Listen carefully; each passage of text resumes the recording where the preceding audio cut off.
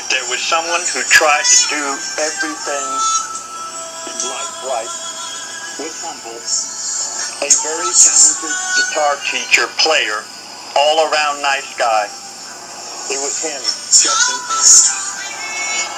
From what I understand from the news, he was celebrating the birth of his first child, his most precious gift in this world, that he would probably trade everything he had in on to have his baby, was at his home having a very happy time with his family, celebrating their new baby with his new wife,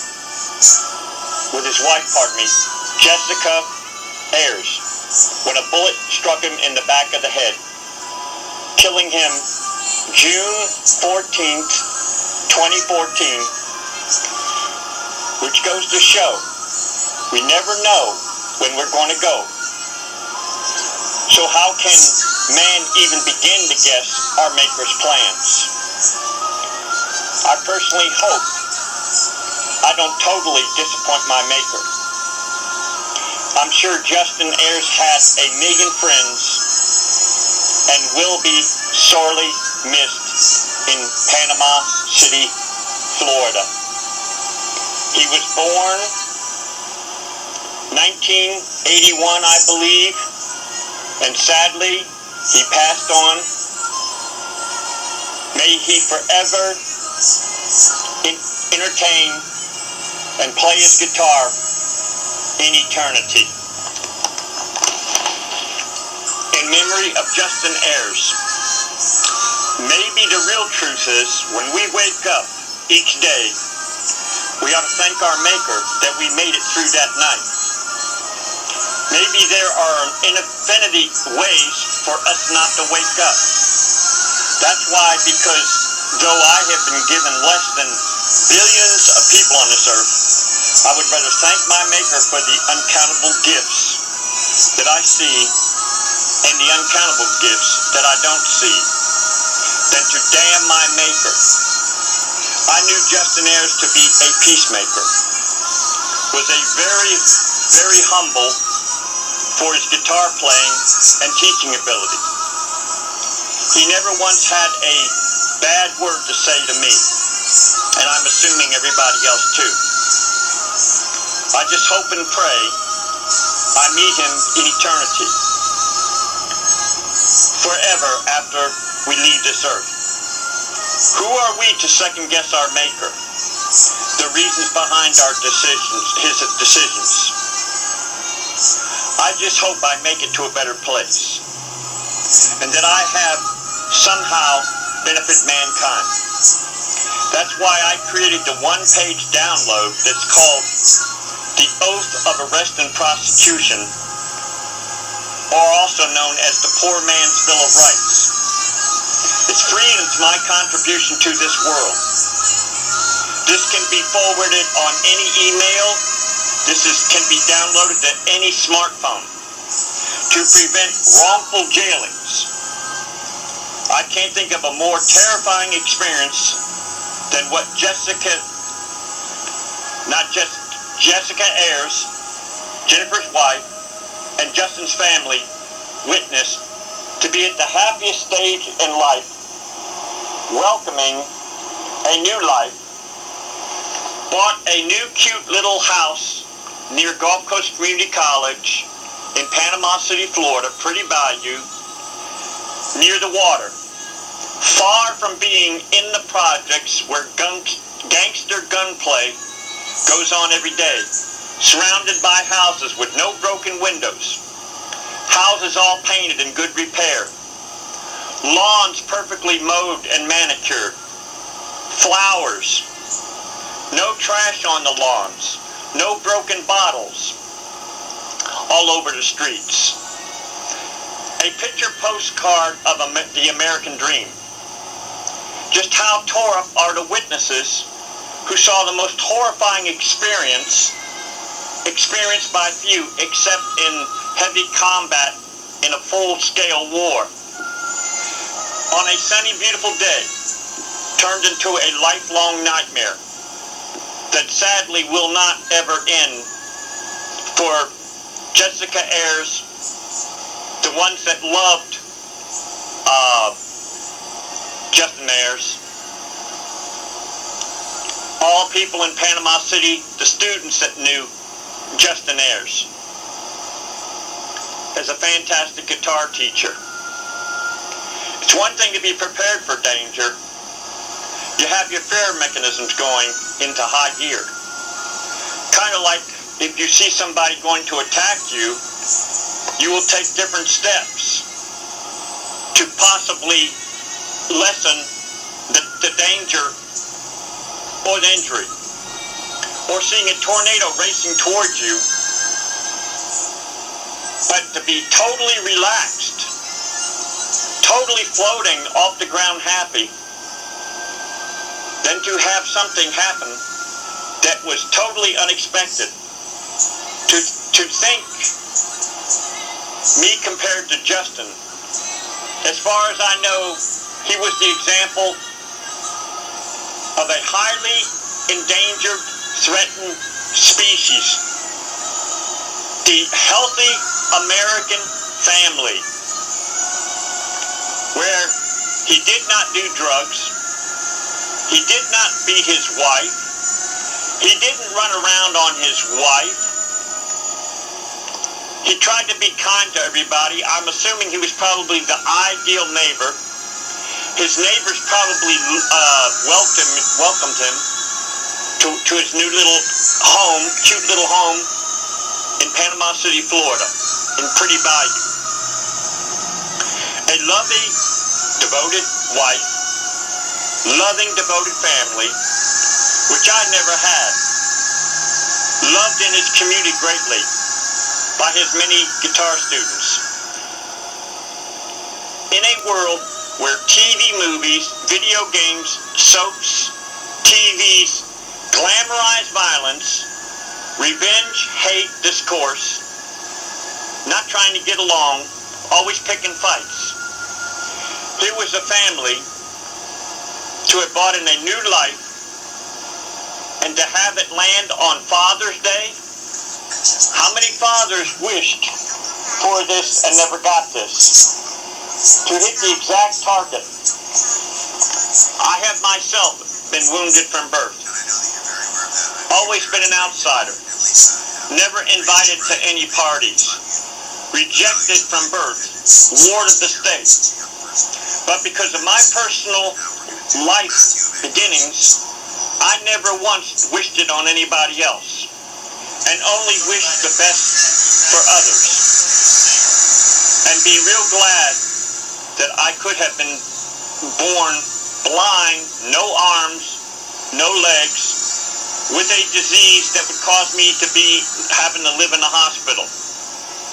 I'm a stranger walking through this world, an outsider, on a cold, bitterly wet blizzard day, looking in the window of a family snuggled, cozy around a warm blazing fire. Compared to Justin, I didn't start out with much. I just don't feel like I fit in. Never have, probably never will. I feel like I'm just barely tolerated. But I refuse to damn my Maker, instead concentrating on the gifts my Maker gave me. The will not to follow the herd of popular, trendy opinion. Never been in the hospital for over 50 years. Learned to hold my own and play in the guitar to the point that I could instantly jam and not sound totally horrible. By all rights, someone twice Justin's age, which I am over 60 years old, shouldn't I have gone first? So silly for me trying to second guess my Maker. And then let's talk about Justin's baby and wife. How will they carry on and deal with this horrible tragedy? Not incident, as the scanner chasing news whores would like to call it. Just like when somebody has a death in war, they call it a casualty instead of a tragedy. It seems like it's human nature. A frailty?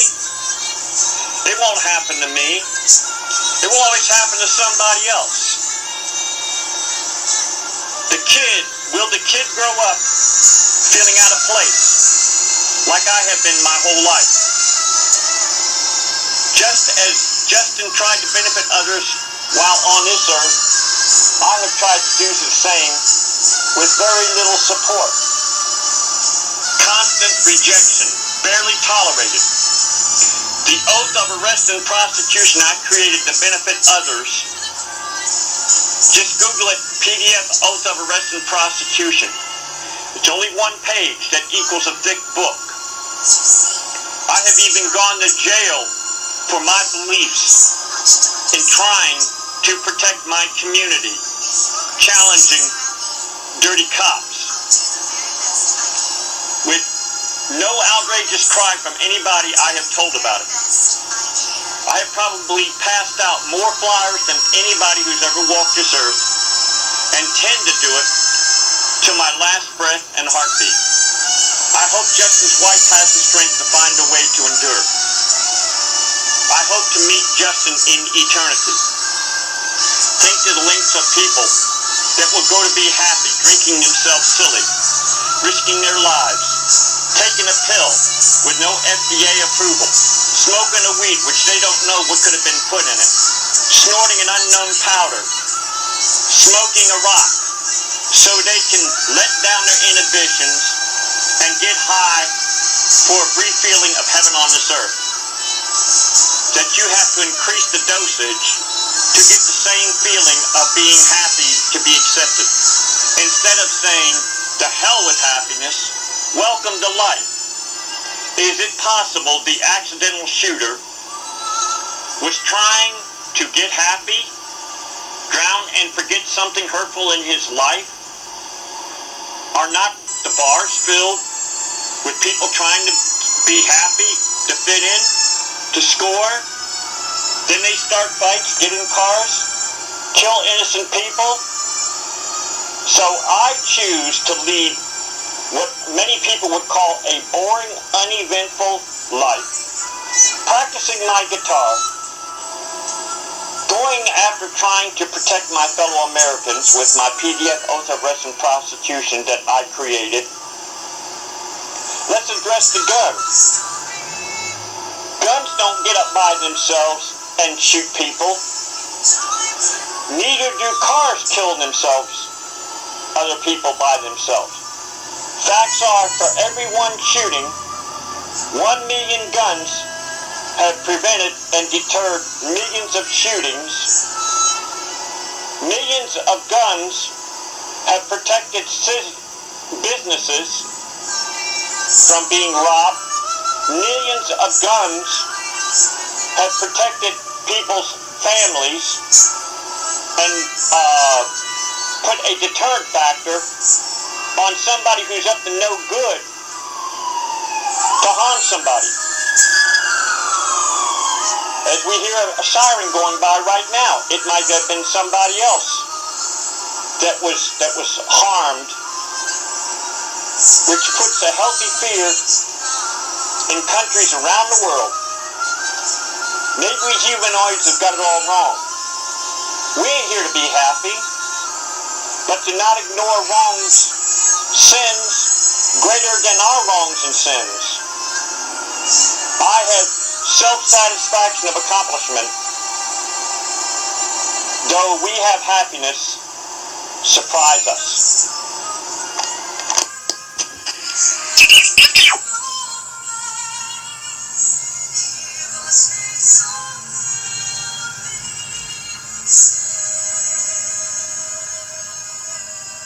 This is my heartfelt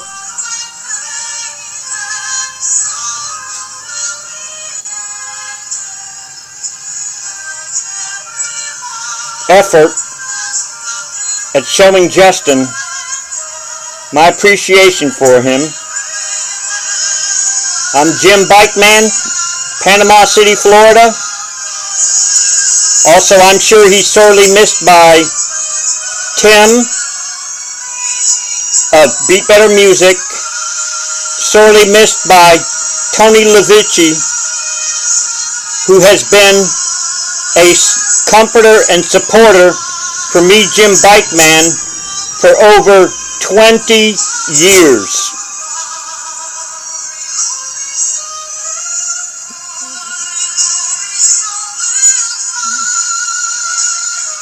Singing right now is the great Jackie Evancho that was discovered on America's Got Talent,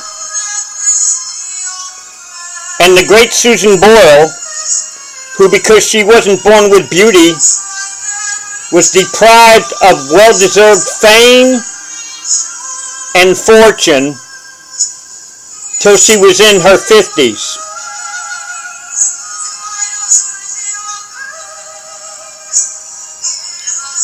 This great song was written by the great David Foster.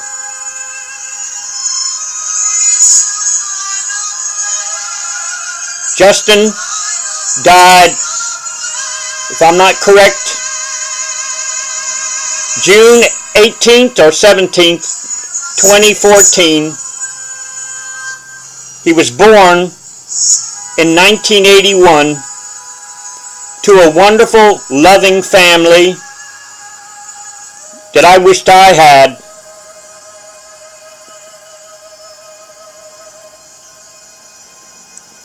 But I'm so forever grateful for him having a wonderful family.